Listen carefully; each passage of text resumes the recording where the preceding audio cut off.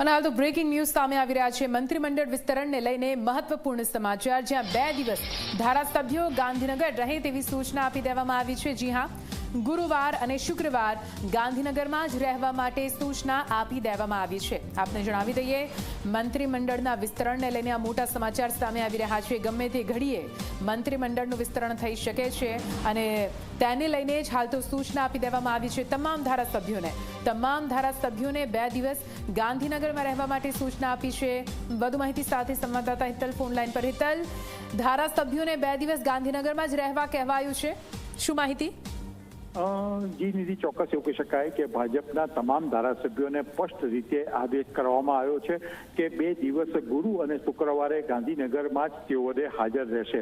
કારણ કે સ્વાભાવિક છે કે મંત્રીમંડળમાં કોનો સમાવેશ કરવો, કોનો નહીં કરવો, આ તમામ નિર્ણયો જ્યારે લેવાતા હોય છે ત્યારે ધારાસભ્ય ત્યાં હાજર રહે એ ખૂબ જરૂરી છે। એટલા જ માટે તમામને ગાંધીનગર હાજર રહેવાની સૂચના આપી છે। કારણ કે બોર્ડર વિસ્તારમાંથી કોઈ ધારાસભ્ય આવતો હોય અને છેલ્લી ઘડીએ તેને દોડાદોડ એને મંત્રીમંડળ જો સમાવેશ કરવો હોય તો દોડાદોડી ન કરવી પડે, એટલા જ માટે આ પ્રકારની સૂચના આપવામાં આવી હોવાની જાણકારી મળી રહી છે। એટલે હાલના તબક્કે એવું કહી શકાય કે શુક્રવારે 17 તારીખે જે મંત્રીમંડળનું વિસ્તરણ છે એ વિસ્તરણ અંતર્ગત તમામ ધારાસભ્યોને સૂચના આપવામાં આવી છે કે 2 દિવસ તેઓ ગુરુ અને શુક્રવારે ગાંધીનગરમાં હાજર રહે।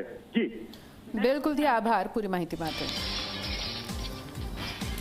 તો આપ જુઓ, 2 દિવસ ધારાસભ્યોને ગાંધીનગરમાં રહેવા માટે સૂચના આપી દેવામાં આવી છે। આ ઉપરાંત કઈ રીતે રાજ્યપાલે પણ પોતાનો પ્રવાસ ટૂંકાવીને તેઓ પણ ગાંધીનગરમાં આવવા માટે બિલકુલ હાલ તો રવાના થઈ ચૂક્યા છે। આમાં એક પ્રક્રિયા આવે છે કે મોટાભાગે જ્યારે કેબિનેટમાં વિસ્તરણ થતું હોય ત્યારે આગલી રાત્રે કોઈ પણ ધારાસભ્યોને મેસેજ આપી દેવામાં આવે, કોલ થતું હોય, પણ સસ્પેન્સ, હવે તમે જુઓ કે સસ્પેન્સ કેટલું ક્લિયર થઈ રહ્યું છે કે તમામને બોલાવી દીધા, 100 જેટલા પણ છે ધારાસભ્ય બધા જ આવી જાઓ અને પછી તમને છેલ્લી ઘડીએ પિક્ચર જે છેલ્લી ઘડીએ ફોડવામાં આવશે।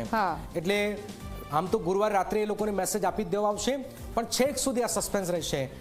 મને લાગે છે કે શુક્રવારે વહેલી સવારે જાણ કરવામાં આવશે।